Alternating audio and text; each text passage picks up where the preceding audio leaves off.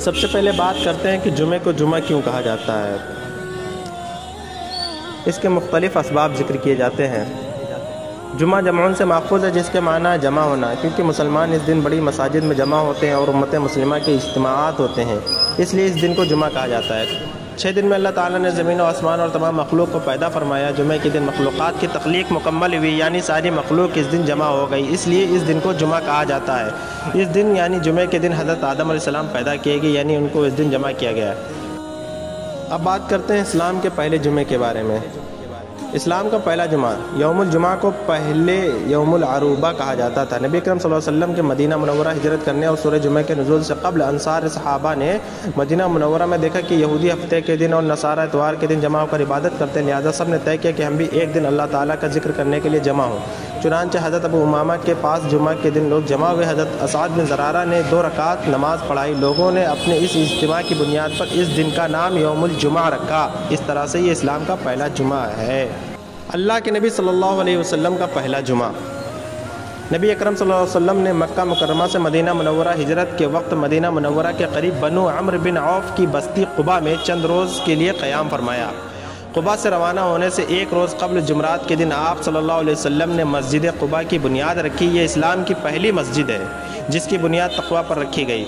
جمعے کے دن صبح کو نبی اکرم صلی اللہ علیہ وسلم قباء سے مدینہ منورہ کے لیے روانہ ہوئے۔ جب بنو سالم بن عوف کی آبادی میں پہنچے تو جمعہ کا وقت ہو گیا، تو آپ صلی اللہ علیہ وسلم نے بطن وادی میں اس مقام پر جمعہ پڑھایا جہاں اب مسجد جمعہ بنی ہوئی ہے۔ یہ نبی اکرم صلی اللہ علیہ وسلم کا پہلا جمعہ تھا۔ جمعے کے دن کی اہمیت۔ یہودیوں نے ہفتے کا دن پسند کیا جس میں مخلوق کی پیدائش شروع بھی نہیں ہوئی تھی۔ نصارہ نے اتوار کو اختیار کیا جس میں مخلوق کی پیدائش کی ابتدا ہوئی تھی، اور اس امت کے اللہ تعالیٰ نے جمعے کو پسند فرمایا۔ اس امت کے لیے اللہ تعالیٰ نے جمعے کو پسند فرمایا جس دن اللہ تعالیٰ نے مخلوق کو پورا کیا تھا۔ صحیح بخاری کی روایت میں ہے کہ نبی اکرم صلی اللہ علیہ وسلم نے ارشاد فرمایا، ہم دنیا میں آنے کے اعتبار سے تو سب سے پیچھے ہیں لیکن قیامت کے دن سب سے پہلے ہوں گے۔ مسلم کی روایت میں اتنا اور بھی ہے کہ قیامت کے دن تمام مخلوق میں سب سے پہلے فیصلہ ہمارے بارے میں ہوگا۔ جمعے کی فضیلت اور اہمیت میں آپ علیہ الصلاۃ والسلام کے چند ارشادات۔ رسول اکرم صلی اللہ علیہ وسلم نے ارشاد فرمایا، سورج کے طلوع و غروب والے دنوں میں کوئی بھی دن جمعے کے دن سے افضل نہیں، یعنی جمعہ کے دن تمام دنوں سے افضل ہے۔ رسول اللہ صلی اللہ علیہ وسلم نے ایک مرتبہ جمعہ کے دن ارشاد فرمایا، مسلمانوں، اللہ تعالیٰ نے اس دن کو تمہارے لیے عید کا دن بنایا ہے، لہٰذا اس دن غسل کیا کرو اور مسواک کیا کرو۔ اس حدیث سے معلوم ہوا کہ جمعے کا دن ہفتے کی عید ہے۔ رسول اللہ صلی اللہ علیہ وسلم نے ارشاد فرمایا، اللہ تعالیٰ کے نزدیک سب سے افضل نماز جمعے کے دن فجر کی نماز جماعت کے ساتھ ادا کرنا ہے۔ جہنم کی آگ روزانہ دہکائی جاتی ہے مگر جمعے کے دن اس کی عظمت اور اس کی خاص اہمیت اور فضیلت کی وجہ سے جہنم کی آگ دہکائی نہیں جاتی ہے۔ جمعے کی نماز کی اہمیت اور فضیلت۔ رسول اللہ صلی اللہ علیہ وسلم نے ارشاد فرمایا، 5 نمازیں، جمعے کی نماز پچھلے جمعے تک اور رمضان کے روزے پچھلے رمضان تک درمیانی اوقات کے گناہوں کے لیے کفارہ ہیں، جبکہ ان اعمال کو کرنے والا بڑے گناہوں سے بچے، یعنی چھوٹے گناہوں کی معافی ہو جاتی ہے۔ رسول اللہ صلی اللہ علیہ وسلم نے ارشاد فرمایا، جو شخص اچھی طرح وضو کرتا ہے پھر جمعے کی نماز کے لیے آتا ہے، خوب دھیان سے خطبہ سنتا ہے اور خطبے کے دوران خاموش رہتا ہے، تو اس جمعے سے گزشتہ جمعے تک اور مزید 3 دن کے گناہ معاف کر دیے جاتے ہیں۔ نماز جمعہ کے لیے مسجد میں جلدی پہنچنا۔ رسول اللہ صلی اللہ علیہ وسلم نے ارشاد فرمایا، جب جمعے کا دن ہوتا ہے تو فرشتے مسجد کے ہر دروازے پر کھڑے ہو جاتے ہیں، پہلے آنے والے کا نام پہلے، اس کے بعد آنے والے کا نام اس کے بعد لکھتے ہیں، اسی طرح آنے والوں کے نام ان کے آنے کی ترتیب سے لکھتے رہتے ہیں۔ جب امام خطبہ دینے کے لیے آتا ہے تو فرشتے اپنے رجسٹر جن میں آنے جانے والوں کے نام لکھے ہوتے ہیں لپیٹ دیتے ہیں اور خطبہ سننے میں مشغول ہو جاتے ہیں۔ خطبہ جمعہ شروع ہونے کے بعد، یعنی جمعہ کا جو خطبہ جب شروع ہو جاتا ہے اس کے بعد مسجد پہنچنے والے حضرات کی نماز جمعہ تو ادا ہو جاتی ہے مگر نماز جمعہ کی فضیلت ان کو حاصل نہیں ہوتی ہے۔ جمعے کا خطبہ۔ رسول اکرم صلی اللہ علیہ وسلم نے ارشاد فرمایا، جس نے جمعے کے روز دوران خطبہ اپنے ساتھی سے کہا، یعنی خاموش رہو، اس نے بھی لغو کام کیا، یعنی جمعے کے خطبے کے درمیان کچھ بھی نہیں بولنا ہے، فقط خاموش رہنا ہے۔ رسول اللہ صلی اللہ علیہ وسلم نے ارشاد فرمایا جس شخص نے کنکریوں کو ہاتھ لگایا یعنی دوران خطبہ ان سے کھیلتا رہا یا ہاتھ چٹائی کپڑے وغیرہ سے کھیلتا رہا تو اس نے فضول کام کیا اور اس کی وجہ سے جمعہ کا خاص ثواب ضائع کر دیا۔ جمعہ کی سنتیں۔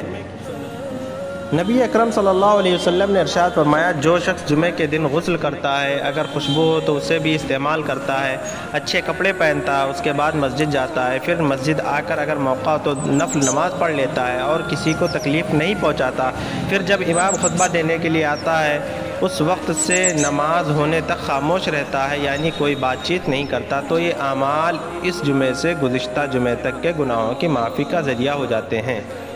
مذکورہ والا حدیث سے معلوم ہوا کہ جمعہ کی نماز سے قبل بابرکت گھڑیوں میں جتنی زیادہ سے زیادہ نماز پڑھ سکے پڑھے، کم از کم خطبہ شروع ہونے سے پہلے 4 رکعت تو پڑھ ہی لیں، جیسا کہ مصنف ابن ابی شیبہ جلد 2 صفحہ 131 میں مذکور ہے۔